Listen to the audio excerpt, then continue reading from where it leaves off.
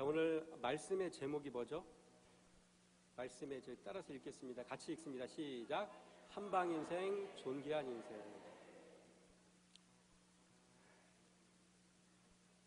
말씀의 제목을 보면 그 말씀의 내용이 뭔지를 다 감을 잡을 수가 있죠. 한 방에 가는 인생도 있고요. 하나님께서 존귀하게 세우는 인생이 있고요. 대조되는 인생이잖아요. 그 부분을 우리 말씀을 나눌 겁니다. 오늘 어떤 얘기를 하게 될지 여러분이 잘 귀 기울여 들으시고요. 하나님께서 주시는 말씀을 통해서 뭔가 깨달음이 분명히 있을 겁니다. 그 말씀을 잘 듣고 깨닫고 순종해서 그렇게 살면 어떤 맛이 될까요? 착하고 좋은 맛이 되는 겁니다. 그렇죠? 결국 우리 신앙인들은 착하고 좋은 맛이 되도록 위해서 우리 신앙생활을 하는 거죠. 말씀을 듣고 지키고 행하고 그런 삶을 사시기 바랍니다. 그러면 말씀을 들었어도 그래서 깨달았어도 삶 가운데 실천이 없으면 어떻게 될까요?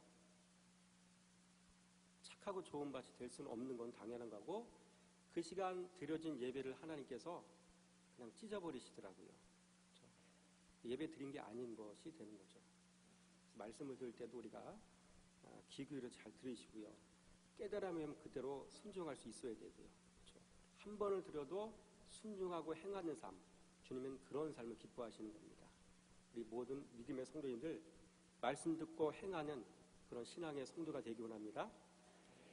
자, 첫 번째, 오늘 에스더서가 내용들을 여러분들이 다 읽어봤을 겁니다. 한 드라마 같은 얘기잖아요. 그렇죠? 한 민족과 에스더와 모르드게가 한순간에 또 하루아침에 죽을 수 있는 상황이었는데 그 상황들이 반전이 되잖아요. 굉장히 재밌지 않아요? 그렇죠?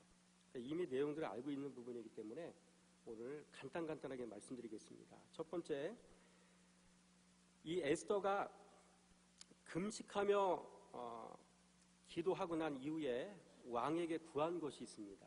무엇을 구했을까요? 7장 3절 말씀 한번 읽어보겠습니다. 시작.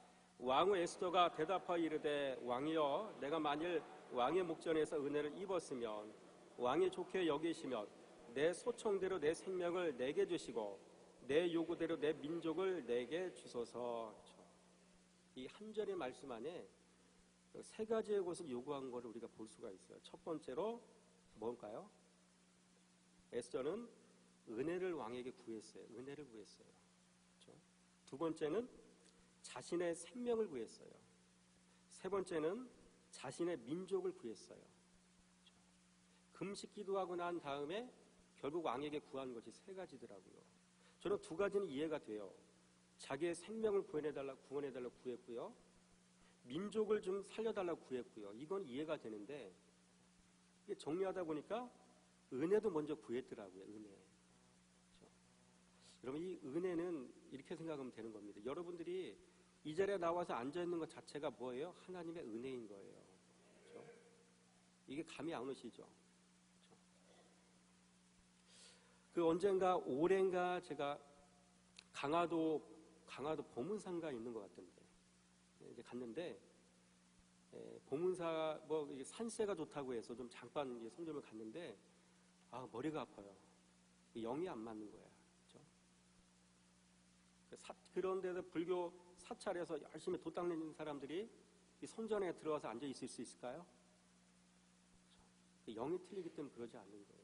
그렇게 할 수가 없는 거예요. 그러니까 주님의 전에 나와서 앉아 있는 것 자체가 하나님의 은혜인 거예요. 아시겠어요? 더 나아가서 내게 사랑스러운 아내 주신 거, 내가 사랑하는 남편을 하나님께 내게 주신 거, 자녀 주신 거, 이 모든 것도 우리는 평범하게 생각하지만 당연한 거 생각하지만 은혜를 깨닫고 보면 그게 또 큰 은혜라는 얘기죠. 그러니까 이거를 몰랐기 때문에 모르기 때문에 깨닫지 못하기 때문에 우리 자신이 만족과 기쁨이 없는 거죠. 그렇죠? 그러니까 은혜를 체험하고 나면 소소한 것들이 그렇게 귀한 것이었다는 사실이 깨달아지는 거죠. 그렇죠?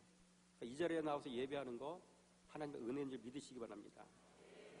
하나님의 은혜가 있어야 그 다음에 뭐가 있어요? 내 생명이 살 수가 있는 거예요.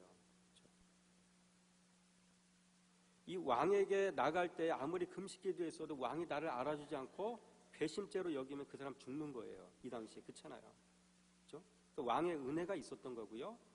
그래서 자기의 생명이 이제 건진 받은 거고요. 그다음에 자기 민족까지 구해달라고 구할 수 있었던 것이죠. 두 번째로 이 시대를 사는 성도에게 있어서 바른 금식기도의 예는 무엇인가?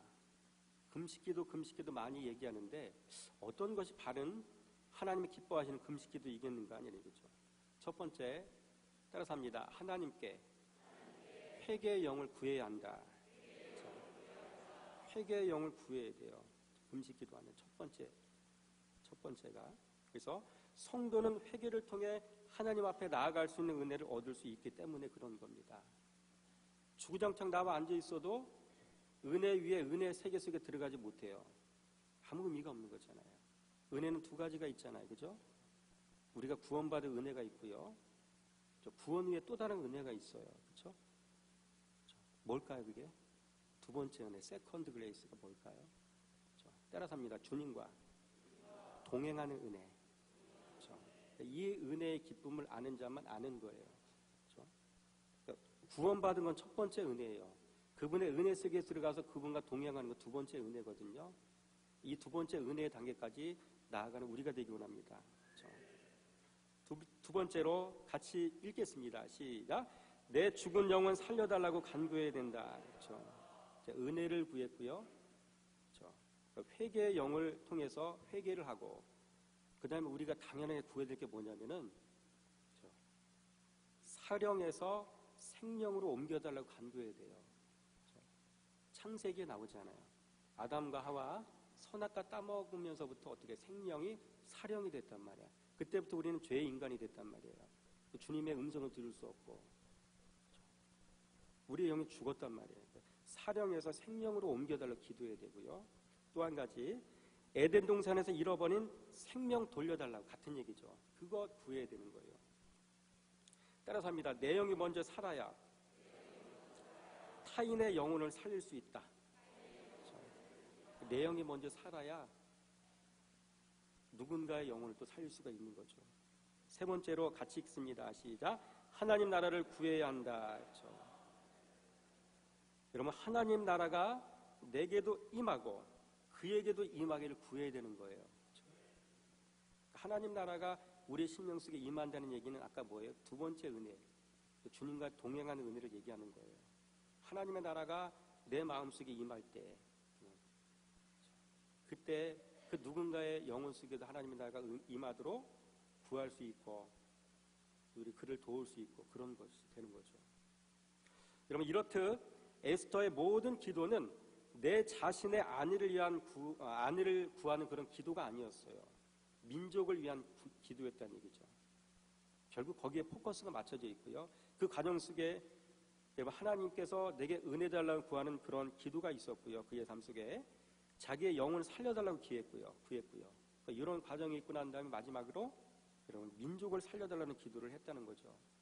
여러분, 순서가 바뀌면 안 돼요. 민족을 살려달라는 기도가 먼저가 아니에요. 내 자신이 지금 병들어 있는지, 내 영혼이 죽어 있는지 살아 있는지 분별을 해야 되잖아요. 그러니까 내 영이 살고 난 다음에 어떻게 그 다음에 누군가의 영혼을 살릴 수가 있는 것이죠.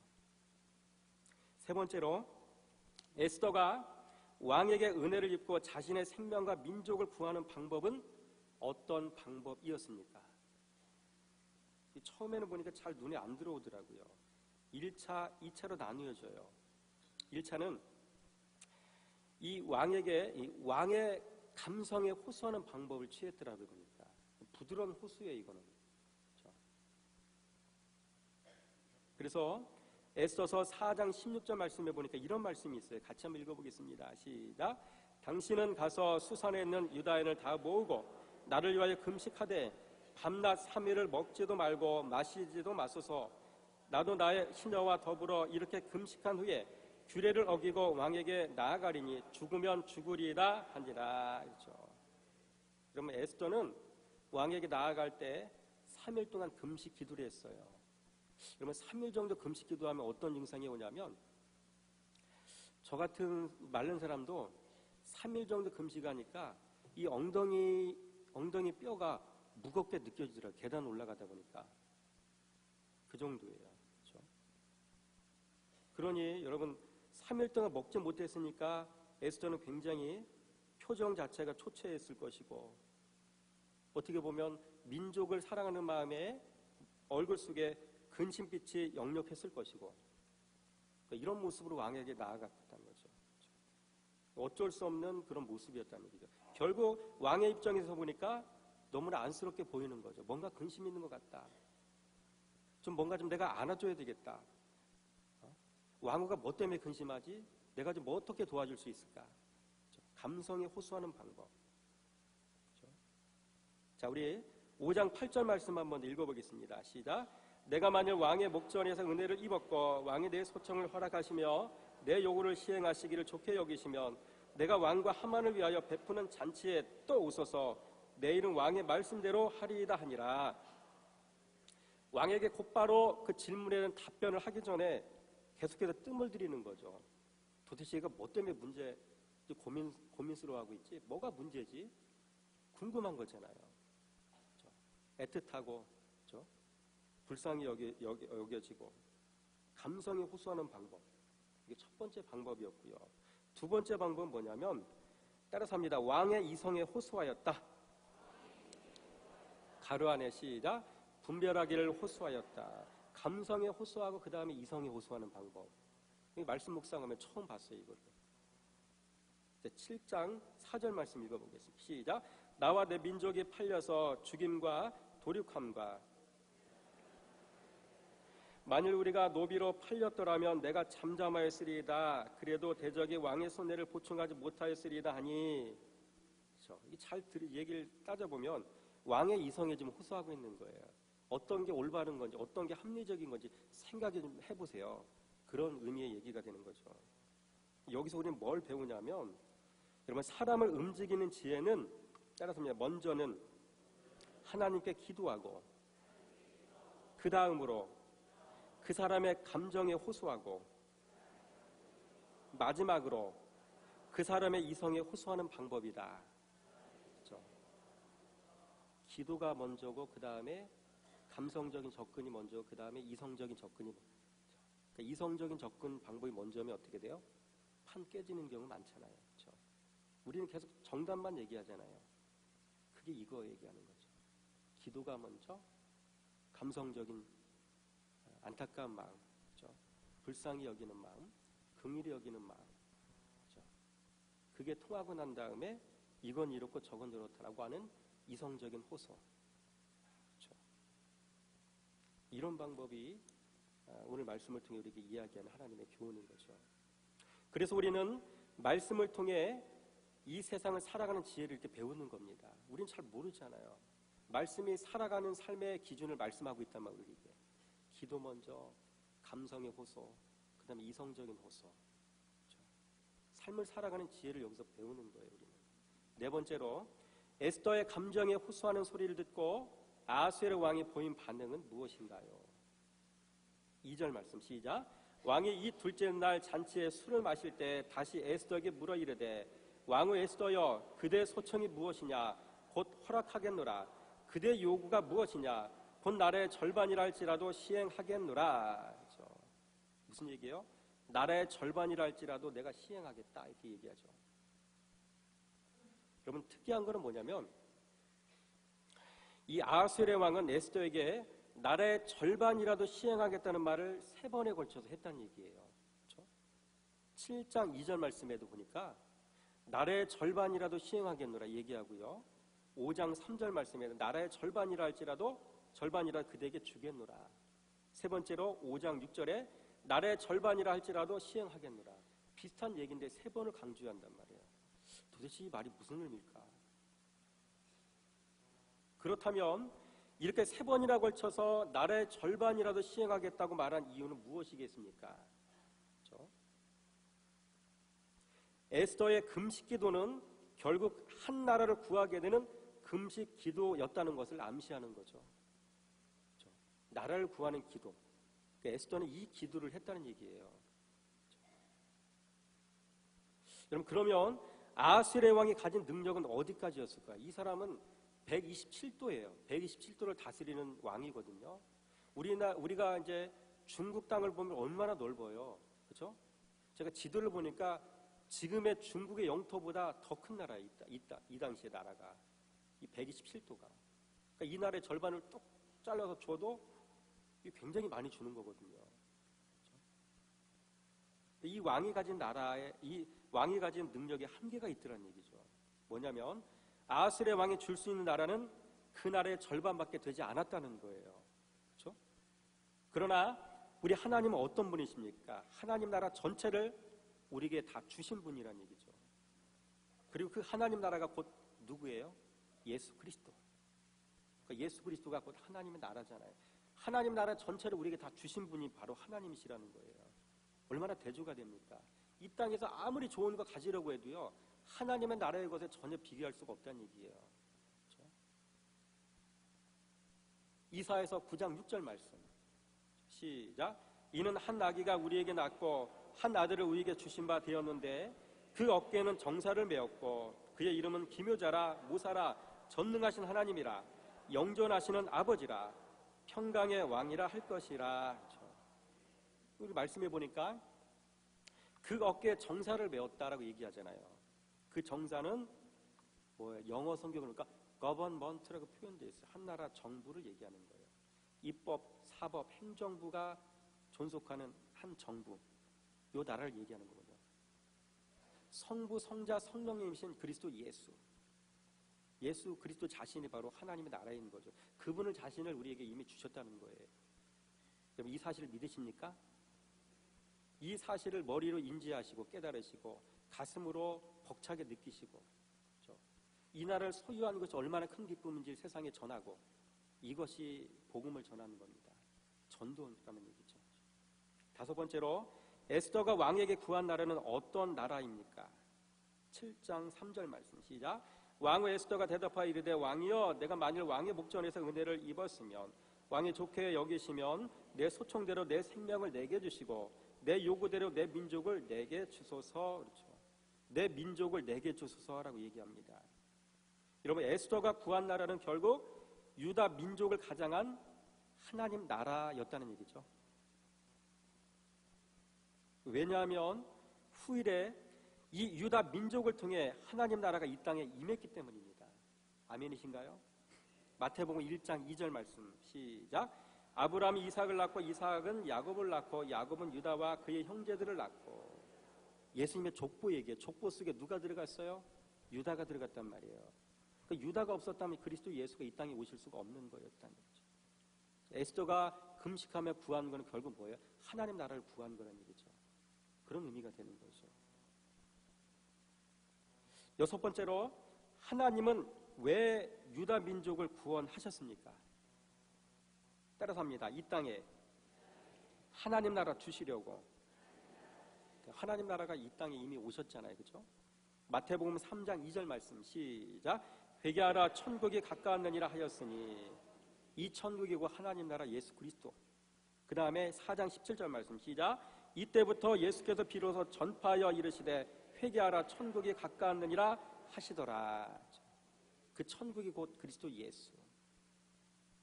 회개하고 그 천국 말을 준비하라는 얘기가 무슨 얘기일까요? 우리의 마음밭을 더럽고 추악한 모습일 텐데 회개하여 깨끗하고 아름다운 마음밭으로 바꾸어라. 착하고 좋은 밭으로 바꾸어라. 그 얘기가 되는 거죠. 그래서 하나님 나라가 임할 때 그 나라를 우리 마음속에 모셔드릴 수 있도록 준비해라. 그런 얘기가 되는 거죠. 여러분은 이 시간 이후에 이 말씀을 듣고 난 다음에 주님 나라 가는 그날까지 이 작업을 하셔야 되는 거예요. 그 방향과 목적을 여러분 정확하게 알려드립니다. 일곱 번째, 교만의 둥지는 어디인가? 교만의 둥지. 7장 5절 말씀 시작.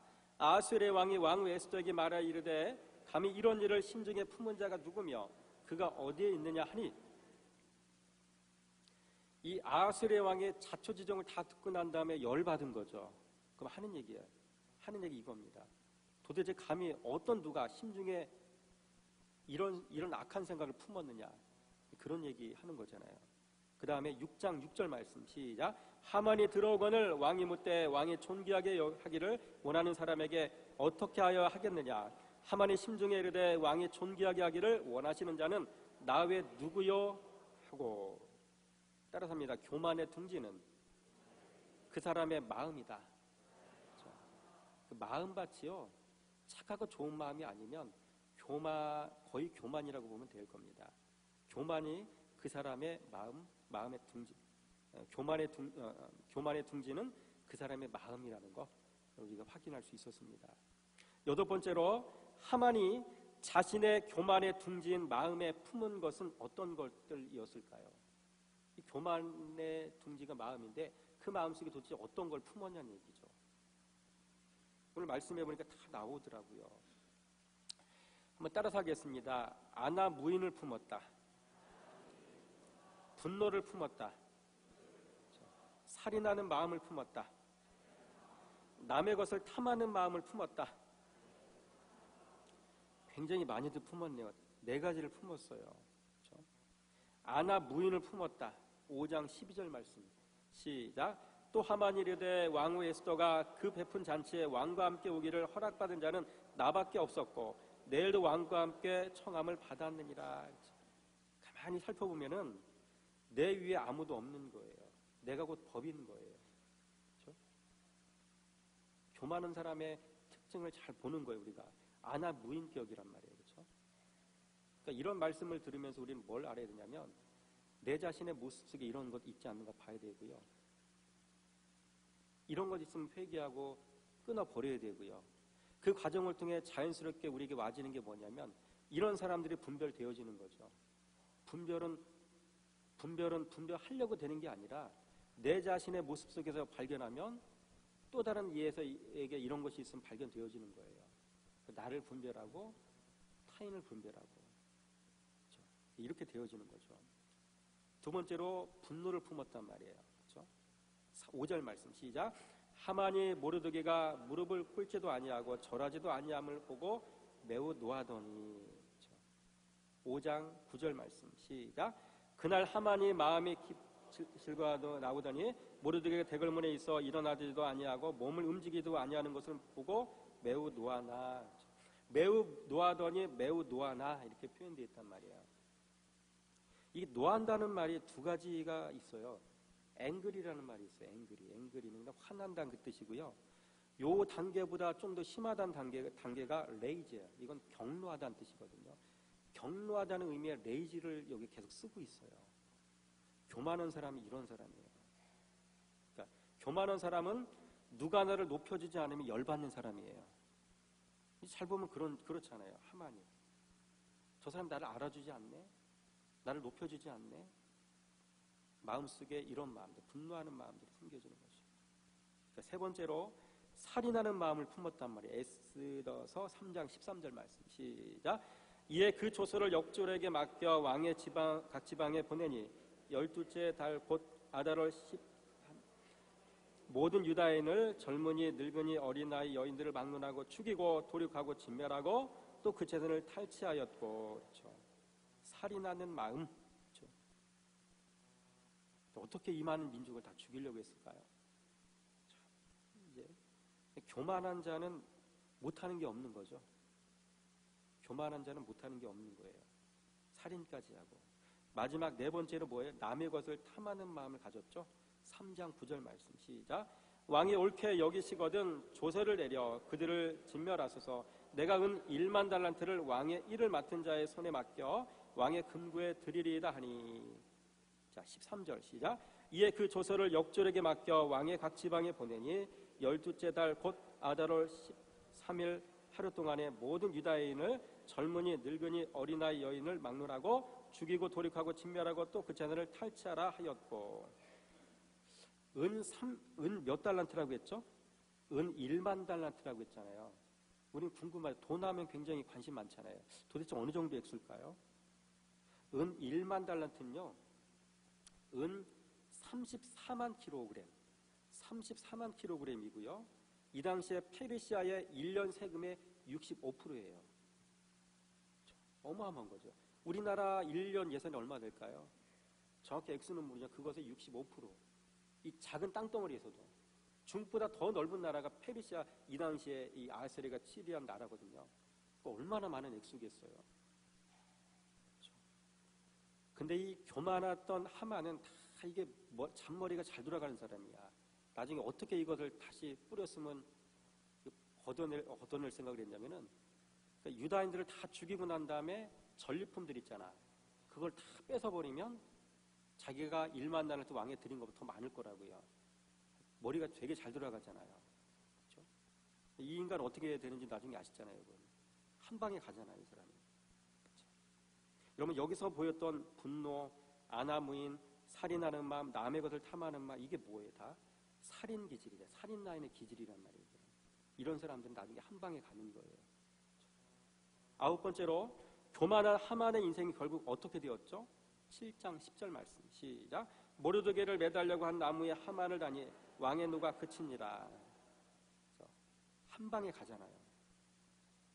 열 번째, 교만했던 하만이 우리에게 주는 교훈은 무엇일까요? 첫 번째로 나오나요? 시작. 교만 인생, 한방 인생, 겸손 인생, 존귀한 인생. 이거 요약하고 요약하니까 이런 말이 나와요. 아, 교만 인생은 한방 인생이구나. 그렇죠? 겸손 인생은 존귀한 인생이구나. 이렇게 되는 거죠. 그러면 교만 인생, 한방 인생이라고 했는데, 여러분, 교만한 인상을 제가 왜 한방 인상이라고 했을까요? 저는 이 한방 인생을 뭐라고 표현했냐면 따라서 합니다. 신의 한방이다. 신의 한방이에요, 이게. 신의 한방을 맞으면 회생불능이에요.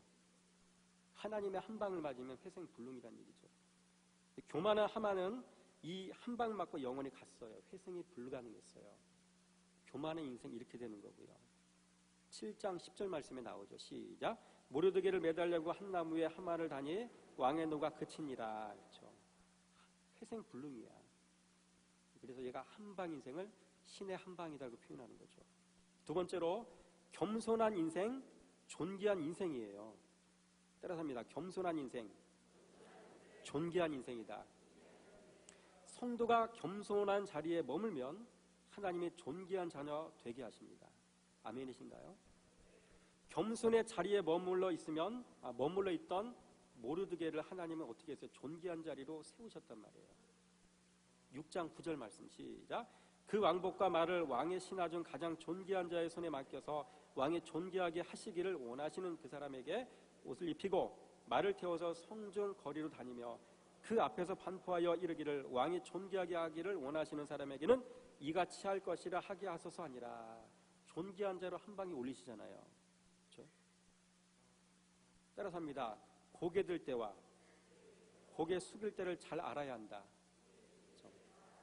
고개 들 때가 있고 고개 숙일 때가 있어요. 겸손한 자는 거의 다 늘 고개를 숙이고 있어요. 따라서 합니다. 교만이 고개 들면 겸손은 고개를 숙인다. 그렇죠? 굉장히 많은 것들을 함축하는 얘기예요. 교만이 고개를 들면 겸손은 고개를 숙여야 되는 거예요. 그렇죠? 하만이 난리칠 때 어떻게 했어요? 에스더 모르드게는 어떻게 했어요? 같이 고개 들었나요? 기도의 자리, 금식한 자리 들어갔잖아요.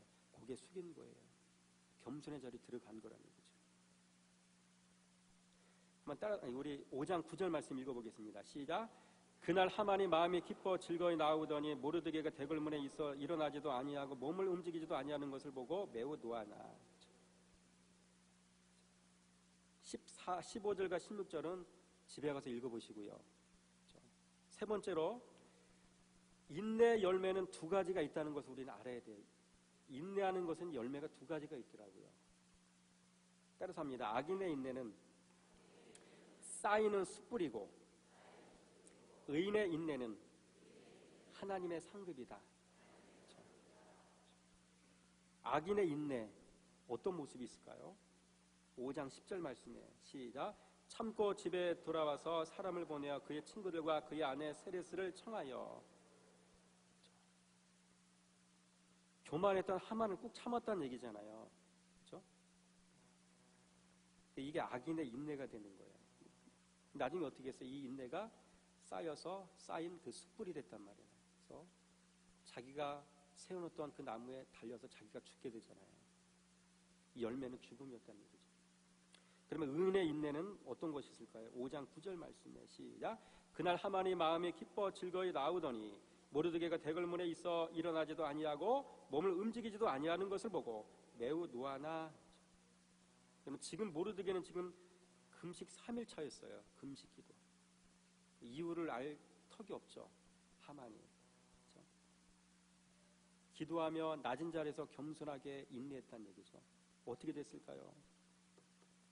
11절 말씀 한번 시작.